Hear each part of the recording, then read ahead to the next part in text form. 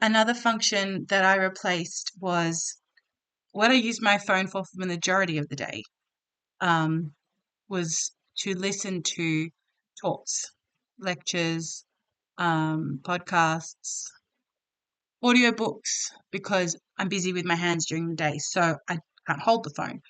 So I would listen. So it's really helpful to have wireless earplugs. You can even get ones that have a little wire and they connect together, or you can get the little floating ones.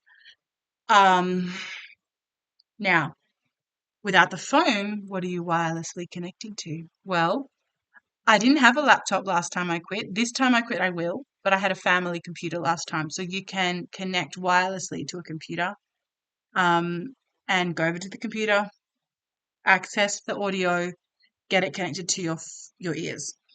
Alternatively, if you don't have a computer, if you don't have access to a computer, you can get yourself a good old CD player.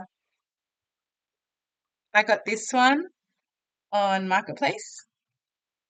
My kids broke the lid within the first few minutes, but that's okay. So I can tune into the radio. I can listen to CDs. Now, if you don't want to just listen to music, you can also get all sorts of books on audiobooks on CDs. You can get talks. You can get podcast content. So I guarantee you, anyone who's got a good podcast who's not a young'un would already have content on CDs from pre-internet. So if you find someone you like, see if someone has got that, or see if you can download content and burn it onto a CD yourself. Maybe tapes, if you even remember what those were.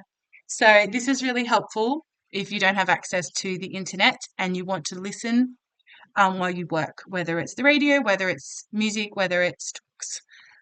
This is another resource that I used last time and I will use again this time. The other thing I wanted to say was that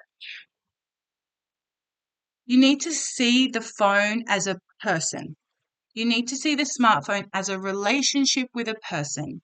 Now, I'm sorry to break it to you, but majority of the time the relationship is abusive. The phone is using you. The phone does not care about you. And the phone does not ultimately add value. Well, it might add value, but in the relationship, it is definitely more using than giving. Okay, so this is a way I've it really helps to think about it. I'm going to use my phone. I haven't switched yet. We'll be switching soon. Um, okay, I'm just going to open YouTube. I've even like tried to make it harder to access YouTube. It's a whole thing. Okay, so I'm going to click my shorts. Let's see what emotions my phone would like me to feel, and let's analyze them. Okay, what have we got here? Well, it's glitching. It probably knows I'm talking crap about it, so it's angry. Thank you very much. Ah, come on. What's going on? It wants me to go to a shop. It's very determined. No. Shorts.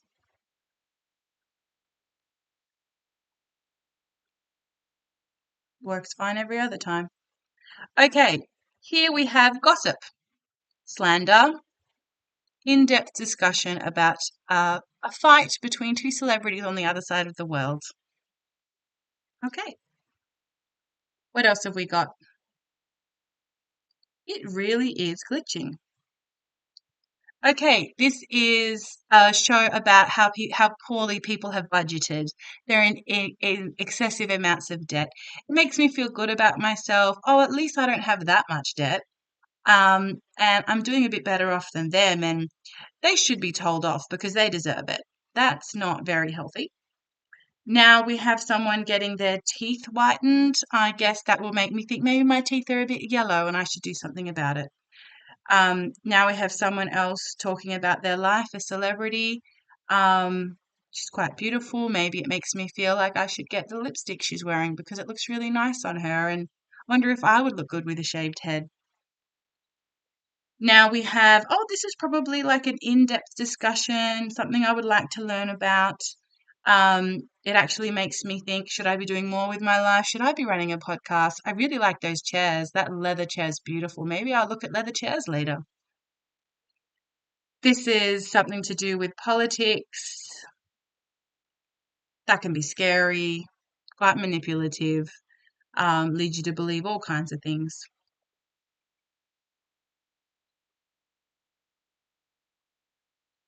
This is interviewing a modern day mob boss. So all of a sudden, if you were a mob, somehow you were to be looked up to if you were in the mob, a criminal. This is asking for donations for all the wars in the world. So now I'm thinking about all the wars in the world. Now I'm feeling really bad. Maybe I'm not grateful for my life. Maybe I should give some money to these people. Is it really going to the people or is it the corporation? Do I trust corporations anymore? Are they trustworthy? Are they just taking my money? So all these emotions are being elicited from me. This is only a little bit of scrolling. Justin Bieber. I feel bad for him. What has he been through in his life? Why does he look so sad all the time? Maybe he should be more happy. I'm glad he's a Christian. Maybe he's not, maybe he hasn't really. All this stuff. Why do I need to be thinking about these things? I don't. So the emotions. I've been jealous at times. Oh, what a beautiful looking couple. They must have a great relationship. So all these emotions are going through my head. This man's talking about how to spot a narcissist. So now I'm going to think, which people in my life are a narcissist? Am I a narcissist? So it's an abusive relationship. It wants me to be happy, then sad, then disappointed, then excited, then curious, then shocked, then horrified, then justified, and then angry. All these things. Just from a few minutes, you just saw that. That was just a little bit of scrolling, probably just a few minutes. Now, I say all that to say it's a person, it's a relationship. Be angry at it as you say goodbye. Say to it, you stole from me. You've taken from me. You've lied to me. You've misled me. You've trapped me. You've coerced me. And granted, I have said yes to this relationship thus far, but I'm stating it as it is. And I'm stating what I want my life to be like going forward and who I want to be going forward and what I want. I want to be, I want to take all thoughts captive. So I'm going to be more careful about what I present, what I allow into my thoughts. I want to be more efficient. I want to get things done. I want to produce and provide and be useful to people in my life and help others, have time for others. I want to have more patience. I want to figure out a way to regulate my emotions that doesn't rely on a phone. I want to have more quiet. I want to be more thoughtful. I want to create more. I want to build something. I want to have deeper relationships. I want to make better memories. I was just putting the washing on the line and I was thinking about an analogy we could use. And this was what I came up with. Let's say we're going to Paris. We have our plane tickets and we're heading on that plane. Now we have a bus tour the very first day and we're going to hit every single main site. Okay, the Eiffel Tower, the whole list. Now we get on that bus and we have our tickets and we're ready to go.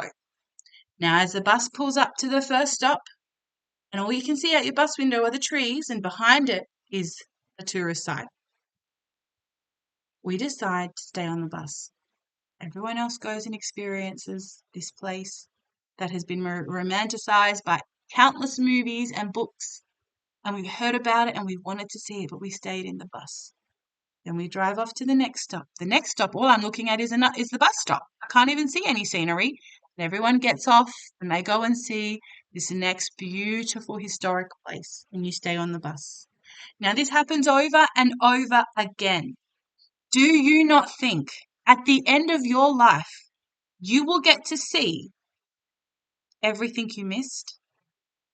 What are the moments, are the sights, are the sounds, are the relationships, are the people, are the opportunities that you missed because you stayed on the bus? You get angry at it and say, no, I'm getting off and I'm walking out and I'm going to experience it for myself, and I will no longer be trapped. I will no longer be sedated. I will no longer be controlled. I have free will, and I choose to be free. I choose to be the best version of myself, to be the best version of myself for myself and for others. What is God's plan for me? How will I ever know if I spend my day constantly trying to get back here, constantly trying to get more? Does it satiate? Is it ever enough? No. That's how you know you're addicted. That's how you know it's a substance. And if the fruit of it is not 100% positive, and if you truly look at how much of your life it has taken, and how little it has given you, and how much it has taken, you have to get angry at it. Righteous anger of no, go away from me. I don't want you in my life. You do not serve me. And now you can start dreaming. I'm going to get out my coloring in books. I love doing art.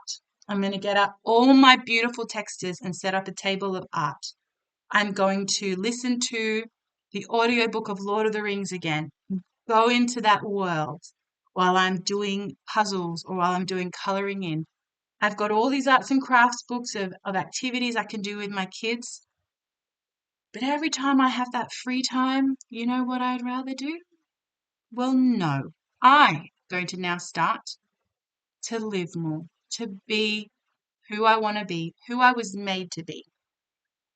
Let's not wait to the end of our life to have the realization that we stayed on the bus. You can cultivate that moment now. You can close your eyes now and spend some time asking yourself, what have I missed? How much have I missed?